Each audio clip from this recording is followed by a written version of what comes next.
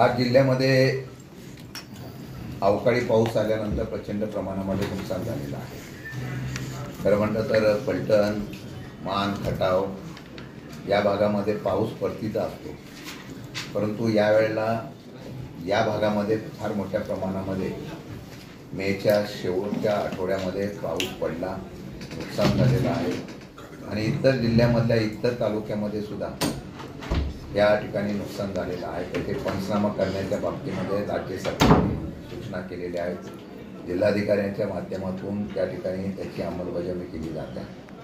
माझा प्रश्न असा आहे की गेल्या मागच्या काही झालेल्या पावसाळ्याच्या अवकाळी नुकसानीच्या बाबतीमधली मदत अद्यापही काही शेतकऱ्यांना, अद्यापही काही लोकांना मिळालेली नाही. या असलेल्या कृषीच्या विम्याची सुद्धा आजही तशा प्रकारचा अडचणी आजही तशाच आहेत. आता या सर्व गोष्टीचा विचार करता शासनाने 3 हेक्टरच्या ऐवजी 2 हेक्टर आता नुकसान भरपाईचं क्षेत्र निश्चित केलेलं आहे.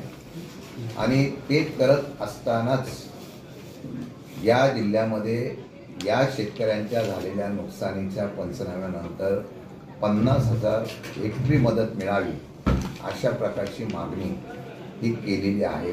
कारण आता पिकं उभी होती, पाऊस येईल अशी अपेक्षा नव्हती, त्यामुळे कांद्यापासून अनेक पिकाचं नुकसान झालेलं आहे. 50,000 हेक्टरी मदत मिळावी अशा प्रकारची मागणी या जिल्ह्यामध्ये राष्ट्रवादी काँग्रेस पक्ष शरदचंद्रजी पवार साहेबांच्या वतीने आम्ही केलेली आहे. तशा पद्धतीचा निर्णय घ्यावा, पूर्वीसारखीच मदत मिळावी. जो काही निकष बदललेला आहे तो शेतकऱ्यावर अन्याय करणारा आहे, तो निकष शेतकऱ्यावर अन्याय करणारा नसावा अशा प्रकारची आमची अपेक्षा आहे. खरं म्हटलं तर मंत्र्यांची ज्या पद्धतीने भाषा आहे, या असलेल्या सरकारकडे पैसे नाहीत हे आम्ही वारंवार सांगितलेलं आहे. मग आदिवासी विभागाचं असलेलं निधी असेल, सामाजिक न्याय विभागाचा निधी असेल, हा इतर विभागातला निधी हा वळवून सरकार या ठिकाणी शासन त्या ठिकाणी स्वतः चालवत आहे. आणि तशा पद्धतीचा कारभार करताना मग या शेतकऱ्यांना निश्चित मदत वेळेवर भेटणार आहे का याचा खुलासा राज्य सरकारने तत्काळ करावा. जिल्ह्याला 4 मंत्री आहेत. ह्या 4ही मंत्र्यांच्याकडून आम्हाला अपेक्षा आहे की या सातारा जिल्ह्यातल्या झालेल्या नुकसानीच्या बाबतीमध्ये तत्काळ तशा पद्धतीचा निर्णय घेण्यात यावा. एक. दुसरं, मागच्या वेळेला जे आर्थिक बजेट आता अधिवेशनामध्ये मांडलं गेलेलं आहे, यावेळेला या राज्याच्या असलेल्या आर्थिक बजेटामध्ये ज्या प्रत्येक जिल्ह्याला वाढ ज्या पद्धतीने मिळत होती, यावेळेला त्यामध्ये सुद्धा सातारा जिल्ह्यामध्ये वाढ मिळालेली आहे. पण ती मिळालेली वाढ या असलेल्या पूर्वीच्या वाढीपेक्षा कमी आहे.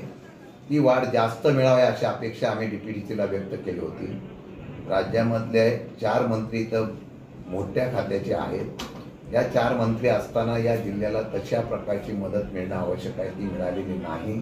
त्यात वाढ करून घ्यावी आणि जिल्ह्याचा असलेला जो विकास दर आहे तो वाढवण्याचा प्रयत्न करावा अशा प्रकारची मागणी आम्ही या ठिकाणी करतोय. मंत्र्यांनी ज्या पद्धतीने उत्तरं देत आहेत, ती उत्तरं बघितल्यानंतर खरोखर हे सरकार शेतकऱ्यांचं आहे का भांडवलशाहीचा आहे याच्या बाबतीमधला आजही प्रश्न सर्वसामान्य जनतेला पडतो आहे. आणि त्या संदर्भामध्ये या असलेल्या नुकसानीच्या संदर्भामध्ये जिल्हाधिकाऱ्यांनी आणि राज्य सरकारने तत्काळ निर्णय घेण्यात यावा. किती दिवसात ही मदत देणार, त्याची पंचनामे झाल्यानंतर किती दिवसात मदत देणार हे जाहीर करावं. अन्यथा राष्ट्रवादी काँग्रेस पक्ष या संदर्भामध्ये आंदोलन छेडेल. मागे सुद्धा आम्ही इशारा दिला होता, त्याचा परिणाम झाला. त्या इशाऱ्यानंतर त्या ठिकाणी निर्णय घेण्याच्या बाबतीमधला कर्जमाफीचा वगैरे निर्णय झाला नाही, पण बाकीच्या बाबतीमध्ये त्यांनी निर्णय घेण्याच्या संदर्भात ती सकारात्मक भूमिका दाखवली. पण प्रत्यक्षात अजून त्याच्याबद्दलचा निर्णय झाला नसल्यामुळे ह्याच्या नुकसानीचे पंचनाम्याचा किती दिवसात पैसे शेतकऱ्यांना मिळणार याचा खुलासा करावा. अन्यथा आम्ही अधिवेशन 30 तारखेला सुरू होणार आहे, त्याच्या आतमध्ये आम्ही आंदोलनाची भूमिका जाहीर करू. आवश्यकता असते त्यावेळेला शेतकऱ्यांना मदत पाहिजे, त्यावेळेला तो निर्णय घेण्यात गरजेचा आहे. केंद्राची पॉलिसी जी आहे ती शहरीकरणाच्या असलेल्या भांडवलशाहीच्या माध्यमातून घेतली जाते.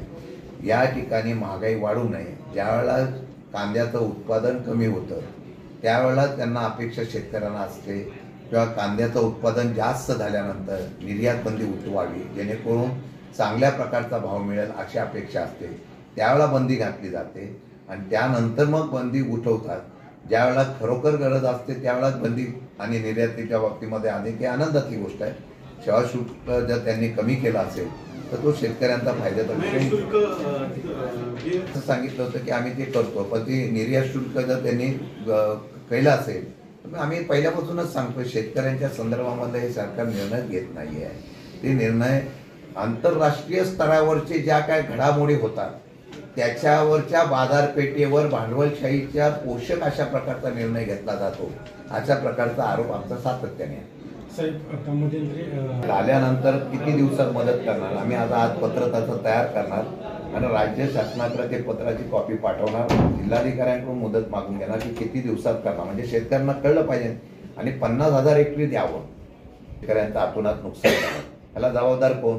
या जबाबदारीमध्ये आमचं आताही म्हणणं आहे की आज नवीन धरण बांधण्यापेक्षा जर या कॅनलची चांगल्या प्रकारचं दुरुस्त्या झाल्या तर ह्याच्यामध्ये लिकेज होणारं जे पाणी आहे 2-4 टीएमसी ते पाणी वाचलं तरी सातारा जिल्ह्याला पाणी पुरू शकतं. आता काय आहे की त्या जुन्या धरणाच्या पोट कालवा वगैरे जो असतो कालवे जे आहेत त्या ठिकाणी निश्चितपणाने निधी देणं गरजेचं आहे, ती आवश्यकता आहे.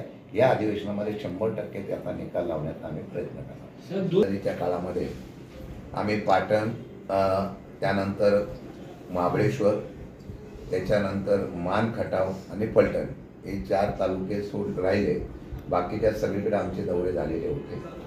आणि हे दौरे करत असताना पक्ष संघटना मजबूत करण्यासाठी मी आणि अध्यक्ष असेल बाळासाहेब पाटील वगैरे आम्ही असो, आम्ही सगळेजण एकत्र येऊन त्याप्रमाणे काम करतोय.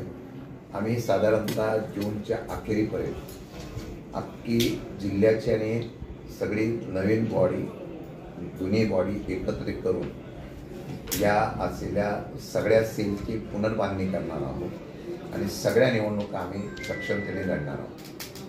आपण आता पुनर्बांधणी करणार आहे म्हणताय, परंतु आपल्या पक्षाचे नेते पाटण विधानसभा मतदारसंघाचे सत्यजित पाटणकर ते भाजपच्या वाटेवर अशी चर्चा जिल्ह्याभर पसरते, काय नक्की असतात ते आहे? नाही, शेवटी असं आहे की सत्तेमध्ये असताना जी लोकांना त्रास होतो, कार्यकर्त्यांना त्रास होतो, त्यांचं असं म्हणणं आहे की आमचं कोर्टाचे केस दाखल होतात, आमच्या कुठल्या प्रकारचा दबाव प्रचंड राजकीय होत आहे, वेगवेगळ्या प्रकारे अडचणी निर्माण होत आहे आणि त्याच्या त्रासामुळे कार्यकर्ते अंडर प्रेशर या ठिकाणी त्यांना काम करावं लागतं. काही लोक नाईलाजानी मनात इच्छा नसताना सुद्धा पक्ष सोडतात. हे पाटणचं नाही, जिल्ह्यामध्ये ते वातावरण आहे, तशा पद्धतीने ते करतात असं त्यांचं म्हणणं आहे, सगळ्यांचं म्हणणं आहे. आणि या संदर्भामध्ये काय केलं पाहिजे तर त्यांच्या कार्यकर्त्यांची त्यांनी बैठक घेऊन चर्चा केलेली आहे. त्या चर्चेमध्ये जो सूर आला आहे ते पवारसाहेबांना सुद्धा भेटून आलेले आहे, माननीय जयंत पाटील साहेबांना सुद्धा भेटलेले आहेत, अजून त्यांनी निर्णय घेतलेला नाही. आणि मला वाटतं की शेवटी पक्ष बांधत असताना आमचा एक हेर आहे की बाबा मी पूर्ण जिल्ह्याचा विषय सांगतो, आमच्याकडे बरेच कार्यकर्ते गेले नाही, इकडे तिकडे गेले, जुने नेते गेले, सगळे कार्यकर्ते गेलेले आहेत. संघटना बांधल्याशिवाय उभी राहत नसते आणि नवीन चेहरे असतील जे कोणी काम करायला इच्छुक आहेत त्या लोकांना घेऊन संघटना आम्ही 100% बांधू. महिना अखेरपर्यंत आमचं चाललेलं की जिल्ह्याची बॉडी आणि तालुक्याच्या बॉड्या नवीन पद्धतीने उभ्या करायच्या आणि 1 महिना ते 1.5 महिन्याच्या आतमध्ये सगळीकडं नवीन कार्यकर्ते घेऊन सुद्धा शून्यातून उभं करायची आमची तयारी आहे.